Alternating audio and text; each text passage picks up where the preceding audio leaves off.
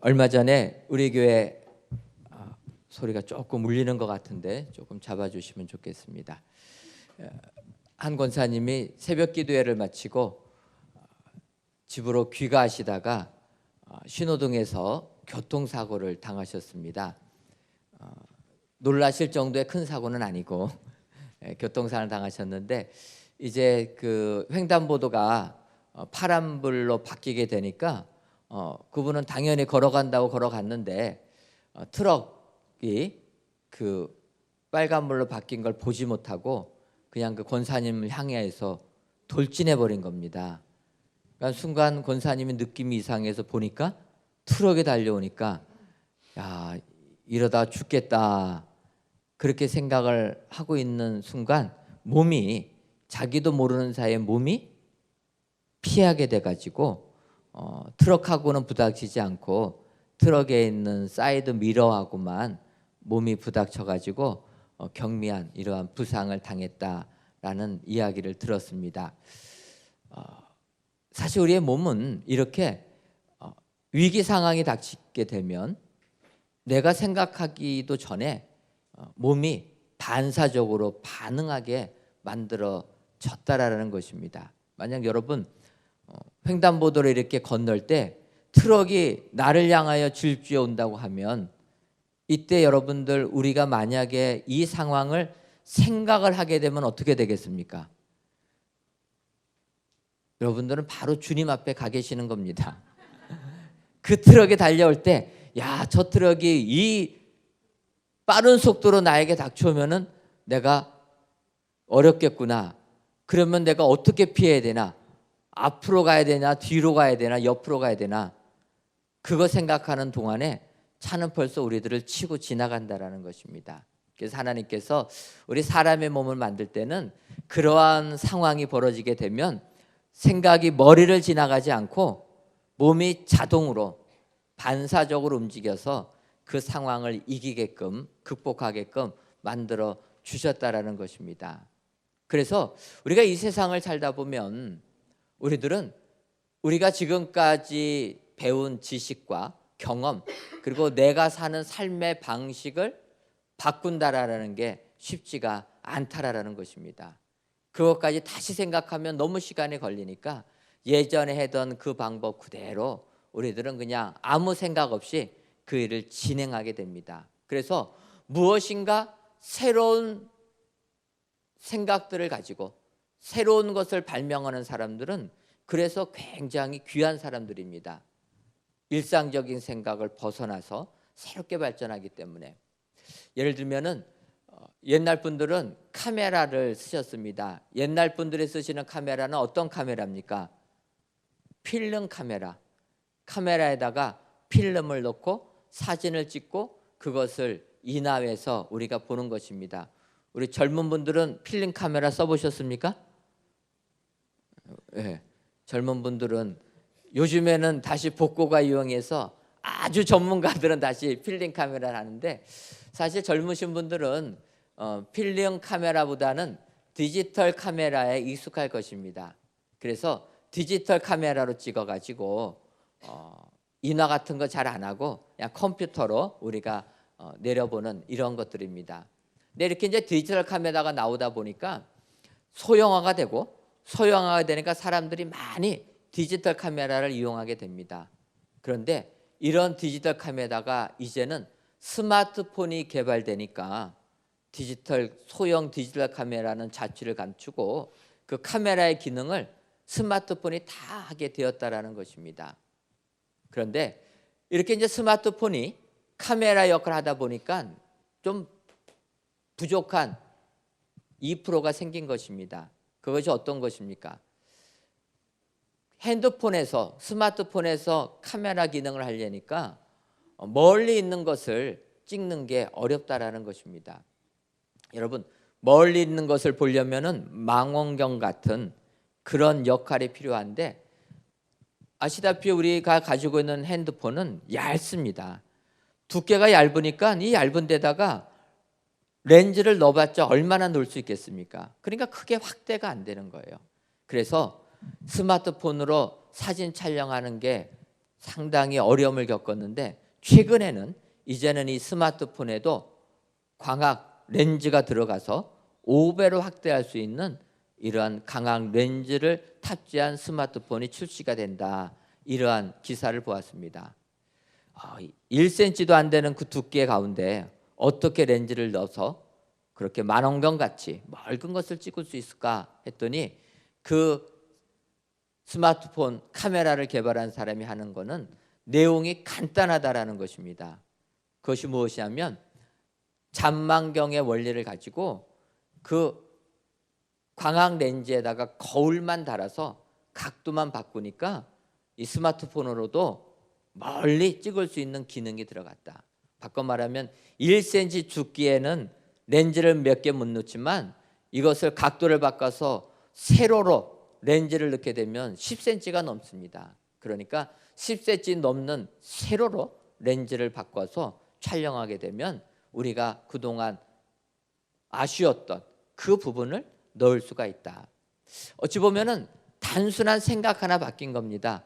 거울 하나 반사해 가지고 모든 것을 해결한 것인데 문제는 우리의 머리가 그 생각이 잘 떠오르지 않는다라는 게 문제라는 것입니다. 하나님께서 우리 사람들을 창조하셨는데 우리 사람들은 이런 존재라는 거예요. 기존의 생각에 익숙한 대로, 기존의 내가 삶의 방식에 익숙한 대로 살아가지 뭔가 새롭게 변화를 추구하기가 어려운 존재가 사람이다. 그래서 하나님께서 예수님을 이 땅에 보내주실 때에도 사람들은 믿지 않는다라는 것입니다. 하나님은 이러한 사람들의 부족한 부분을 아시고 예언이라는 것을 통하여서 우리들에게 하나님의 뜻을 가르쳐 주시는 줄 믿습니다. 여러분, 하나님께서 예언하신 것은 다 이루어진다라는 것 확신하십니까? 우리 믿는 사람들은 하나님이 말씀하시고 예언하시면 다 이루어진다라는 거 확신하게 됩니다. 그런데 믿음이 없는 사람들은 그것도 믿지 못한다라는 거예요. 예를 들면 다니엘이 있습니다.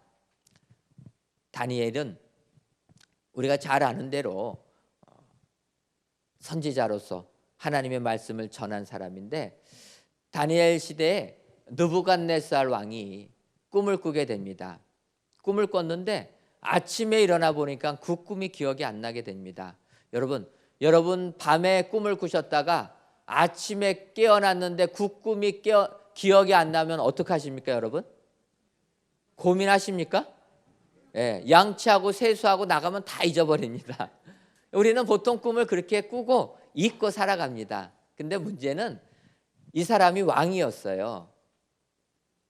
지금도 대통령만 돼도 큰 권력을 가지고 있는데 수천 년 전의 왕은 얼마나 큰 힘이 있겠습니까? 그러니까 이 느부갓네살 왕이 그 꿈을 그냥 잊으려고 하지 아니하고 아침에 신하들을 모아서 내가 꾼 꿈이 있는데 기억을 못하니 너희들이 그 꿈을 찾아내고 그 꿈의 의미를 해석해 와라. 그것을 못하면 내가 다 너희들을 죽이겠다. 이렇게 명을 내린 것입니다. 왕의 명이 지엄하다 보니까 신하들이 이제는 죽을 수밖에 없었습니다. 그때 다니엘이 하나님께 기도합니다. 그리고 하나님으로부터 그 꿈의 내용을 알게 되고 그 꿈의 의미를 깨닫게 되었다라는 거예요. 하나님께서 느부갓네살 왕에게 앞으로 이루어질 세상을 미리 보여주셨다라는 것입니다. 그래서 다니엘이 하나님의 음성을 들으니까 그 느부갓네살에게 보여준 그 꿈의 내용은 한 신상이 있는데 그 신상의 머리는 금으로 되어 있고 그 신상의 가슴과 팔은 은으로 되어 있고 그 신상의 배부터 넓적다리까지는 구리로 되어 있고 다리는 쇠로 되어 있고 발목과 발가락은 쇠와 흙이 섞여 있는 신상을 보게 된 것입니다. 그러면서 그 신상에 뜨인 돌 하나가 와서 그 신상을 다 무너뜨렸다라는 것을 다니엘은 하나님의 음성을 통해서 보게 됩니다. 그거를 느부갓네살 왕에게 알려주는 거예요.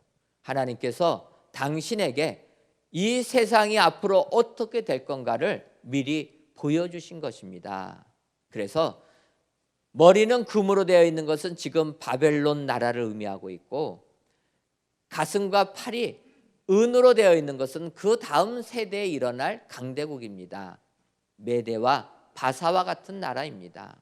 그 다음에 배와 넙덕다리까지는 동으로 되어 있는 것은 그리스 제국을 의미하고, 더 나가서 이제 다리가 튼튼한 쇠로 되어 있는 것은 로마 제국, 그리고 그 다음에 발바닥에 되어 있는 쇠와 흙이 섞여서 하나가 되지 못하는 건 그 이후에 세상의 나라들이 다 분리되어 있는 것들을 의미하고, 그 다음에 예수 그리스도의 나라가 주님이 오셔서 이 세상을 심판하시고 통치하시게 됩니다. 이렇게 다니엘이 이야기해 주는 겁니다. 그러니까 이 내용이 얼마나 잘 맞습니까? 여러분, 수천 년이 지난 후에 지금 보니까 이 내용이 맞지 않습니까? 그런데 사람들은 이렇게 맞는 그 다니엘의 예언을 뭐라고 얘기하냐면, 너무나 잘 맞기 때문에 믿지를 못하고 이 역사가 다 이루어진 후대에 기록된 성경이다, 이렇게 얘기한다는 거예요. 하나님이 예언해도 믿음이 없는 사람들은 그거를 받아들이지 못한다는 것입니다. 그러나 믿음의 사람들은 주님이 말씀하시면 그 말씀이 그대로 이루어질 것을 믿는 사람인 줄 믿습니다. 주님이 이 세상에 탄생할 것을 오늘 본문 사가랴는 예언합니다.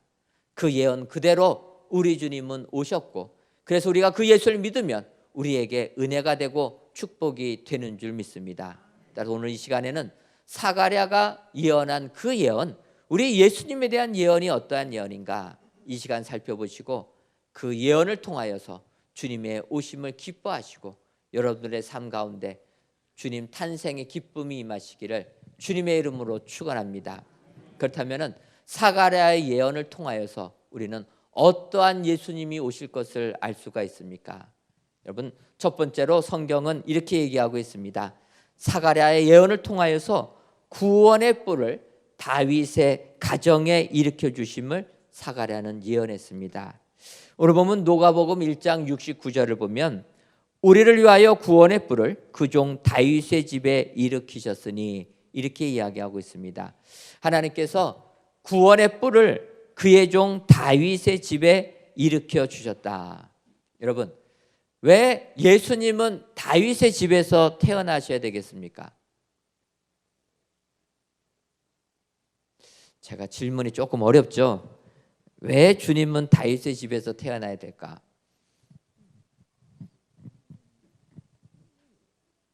어려운 질문인데요, 쉽게 생각하십시오. 오늘 성경 보면 사가랴는 우리 예수님이 다윗 집안에서 태어날 거다 얘기합니다. 그러면 다윗은 어떤 사람입니까? 이스라엘의 왕이 된 사람인데, 이스라엘의 왕이 되기 전까지는 그는 비천한 신분의 사람이었다라는 거예요. 그는 이새의 아들로 목동이었다라는 겁니다. 그 당시 왕족이 아니고 명문 가문의 자손이 아니고 비천한 가문, 양떼나 치는 가문, 그런 가문의 아들로 태어났다. 다윗은 이런 비천한 사람이라는 것입니다. 신분이 비천한 사람, 사울왕의 미움을 받아서 도망다니는 도망자의 삶, 목숨을 구걸하기 위해서 미친 채를 연기했던 사람.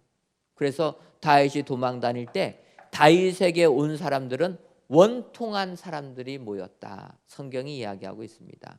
바로 이런 사람의 자손으로 우리 주님이 오신다라는 것입니다. 그 의미가 무엇이겠습니까? 그런 원통하고 세상에서 비참한 인생을 살아본 경험이 있는 가문의 자식으로 오기 때문에 우리 주님은 지금 이 세상을 힘겹게 살고 어렵게 사는 우리의 사정을 다 알아주신다라는 것입니다. 우리 예수님은 우리의 사정을 모르시는 분이 아니라, 우리의 고통과 동떨어진 분이 아니라 우리의 고통을 다 벌써 아시는 주님. 그래서 다윗처럼 미천한 가문으로 오시지만 다윗처럼 영광의 왕으로 쓰임받는 우리 주님은 오신다. 따라서 우리들도 그 예수님을 믿게 되면 우리의 삶이 아무리 비참하다 할지라도 하나님의 자녀로서 영광의 삶을 살게 된다. 주님이 약속해 주시는 줄 믿습니다. 그래서 우리 예수님은 다윗의 가문으로 오신다. 여러분, 다윗의 가문으로 오시는 것이 우리에게 축복이 되는 줄 믿습니다. 세상 사시면서 힘들고 어렵고 좌절을 겪고 낭망을 겪는 분들 계시다면 우리 예수님이 다윗의 자손 오신다는 것 확신하시기를 바랍니다. 다윗처럼 비천한 신분도 하나님이 들어서 주시면 위대한 가문이 된다.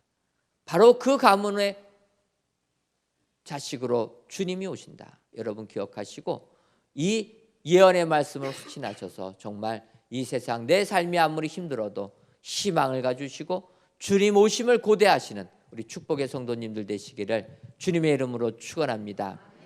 두 번째로 사가랴는 두려움 없이 하나님 섬김을 예언했습니다. 누가복음 1장 74절과 75절을 보면 우리가 원수의 손에서 건지심을 받고 종신토록 주의 앞에서 성결과 의로 두려움 없이 섬기게 하리라. 두려움 없이 하나님을 섬기게 하기 위하여서 그래서 우리 주님이 오셨다. 이렇게 얘기하는 겁니다. 여러분, 하나님을 섬길 때 우리들은 두려움을 갖게 됩니다. 여러분, 왜 우리가 두려움을 갖게 됩니까? 죄를 지었기 때문에. 죄를 짓지 않았으면 두려움이 없습니다. 근데 죄가 있으면 두려워한다는 거예요. 아담과 하와가 하나님이 명하신, 그래서 선악과를 먹지 말라고 명하신 것을 어기고 선악과를 먹게 됩니다. 죄를 짓게 되니까 어떻게 됩니까? 하나님께서 아담과 하와를 찾으니까 아담이 이렇게 고백합니다. 창세기 3장 10절에 내가 동산에서 하나님의 소리를 듣고 내가 벗었으므로 두려워하여 숨었나이다. 죄를 지으니까 두려움이 생긴다라는 거예요. 그래서 인간들은 아담 하와의 자손이기 때문에 하나님을 두려워한다라는 것입니다. 여러분, 죄가 있으면 두려워하는 겁니다. 여러분 그런 경험 없으십니까? 죄로 인하여서 두려워하는 것. 저는 좀 있어요. 좀 부끄러운 이야기지만 제가 초등학교도 들어가기 전에 우리 집 동네 가게에 과자가 있는데 얼마나 먹고 싶은지 저희 어머니한테 가가지고 돈 좀 주세요. 과자 사 먹게. 그랬더니 저희 어머니가 뭐라고 그랬겠습니까? 무슨 돈이냐? 돈이 없다. 그래가지고 저희 어머니가 주무실 때 그때를 노려가지고 지갑을 딱 열어보니까 돈이 없기는 왜 없어요? 돈이 있지 않습니까? 그래서 잠깐 돈을 들어서 가게에 가서 과자를 사 먹었죠. 얼마나 과자가 맛있는지 맛있게 과자를 먹고 났더니 그 다음에는 이제 어떠한 생각이 들어갑니까? 집에 가면은 죽었구나. 그래가지고 가출을 했죠. 근데 오랜 시간 가출을 못하고 1시간 나가 있다가 집에 들어왔습니다. 아마 저희 어머니는 제가 가출했는지 몰랐을 거예요. 나가 놀았나 보다. 제 딴에는 가출한다고 가출한 거예요. 죄를 지으니까 무섭고 두렵습니다. 인간이 그렇다라는 거예요. 하나님께 죄를 지니까 하나님을 두려워했다. 그런데 그렇게 하나님을 무서워하고 두려워하는 인간들을 위하여서 예수님을 이 땅에 보내주셨다라는 것입니다. 그 예수님을 보내주신 이유가 두려움 없이 하나님을 섬기게 하기 위하여서, 이게 우리들에게 축복이 되는 줄 믿습니다. 그래서 예수님 이 땅에 오셔갖고 우리들에게 뭐라고 얘기합니까? 이제는 나를 친구라고 불러라. 두려운 존재가 아니고 무서운 존재가 아니고 예수님은 우리의 친구 되시는 주님인 줄 믿습니다. 두려움 없이 하나님을 섬기게 할 것이다. 그 예언 그대로 우리 주님 모시고 우리 예수님은 우리의 친구가 다 되신 줄 믿습니다. 친구 되신 예수님을 여러분 끝까지 신뢰하시고 믿으셔서 주님이 주시는 은혜가 여러분들 가정에 임하시기를 주님의 이름으로 축원합니다. 마지막 세 번째로 사가랴의 예언은 돋는 해가 위로부터 임하심을 예언했다 얘기합니다. 누가복음 1장 78절을 보면 이는 우리 하나님의 긍휼로 인함이라 이로써 돋는 해가 위로부터 우리에게 임하였다 이야기합니다. 여러분, 해가 우리에게 임한다라는 게 어떠한 의미가 있습니까? 해는 우리에게 생명을 주는 것입니다. 여러분, 해가 있어야지만 식물들이 자라나게 됩니다. 식물들이 잘 자라야 그것을 초식동물이 먹고 또 초식동물들이 살이 찌면 육식동물이 먹고 그 육식동물을 누가 먹습니까? 사람이 잡아먹는 거죠. 근데 사람은 육식동물뿐만 아니라 초식동물, 식물까지 다 먹습니다. 결국은 사람이 생명을 유지하는 것은 햇볕의 힘이다, 에너지다라는 것입니다. 그래서 햇볕이 우리에게 있어야지만 우리는 생명을 유지하게 됩니다. 해가 짧아지는 게 어떠한 계절입니까? 겨울 아닙니까? 오늘이 동지예요. 1년 중에 해가 가장 짧은 날이다. 해가 가장 짧게 되면 가장 춥습니다. 에너지가 없으니까 추워져요. 우리 교회가 선교하는 인도가 있습니다. 인도는 해마다 겨울이 되면은 얼어 죽는다는 이러한 기사들이 나와요. 그래서 이 나라 얼마나 추우면 얼어 죽을까 해가지고 실제 온도를 보니까 몇 도에 얼어 죽습니까? 영하 한 10도, 20도 돼서 얼어 죽습니까? 인도는 그렇지가 않습니다. 인도는 영하로 넘어가기 전에 영상 10도 이하만 되면은 얼어 죽는 사람이 생깁니다. 그리고 영하가 아니라, 제가 자꾸 영하 나오는데 영상 5도만 되면 많이 죽는 거예요. 올해도 어김없이 5도로 떨어졌다라는 거예요. 그랬더니 얼어 죽는, 동사는 사람이 생기고 뉴델리는 학교가 휴교했대요. 추워서. 뉴델리에 태어나고 싶습니다. 학교 다니기 그렇게 싫은데 영상 5도만 돼도 학교 안 가요. 얼마나 행복합니까? 근데 이 나라가 그 정도만 되면 얼어 죽는다는 거예요. 인도는 워낙 더워서 더위를 식히는 데는 익숙하지만 추위에는 난방시설이 없는 거예요. 그래서 이 사람들이 얼어 죽습니다. 어쨌든 해가 없으면 우리는 죽을 수밖에 없다는 겁니다. 이게 우리 인간이 이 세상을 살아갈 때 필요한 건데 영적으로도 마찬가지라는 겁니다. 그래서 돋는 해가 위로부터 임하심을 입어야 된다. 말라기서 4장 2절을 보면 이렇게 얘기합니다. 내 이름을 경외하는 너희에게는 공의로운 해가 떠올라서 치료하는 광선을 비추리니 너희가 나가서 외양간에서 나온 송아지같이 뛰리라. 하나님을 경외하는 자들에게는 공의로운 해가 떠올라서 치료의 광선, 생명을 주는 광선을 우리에게 비추셔서 너희가 외양간에서 나온 송아지같이 힘을 얻고 기쁨을 얻을 것이다. 성경이 약속해 주신다는 것입니다. 우리 주님이 이 땅에 오시는 것은 우리에게 생명을 주시기 위하여서 의로운 해가 위로부터 임할 것이다.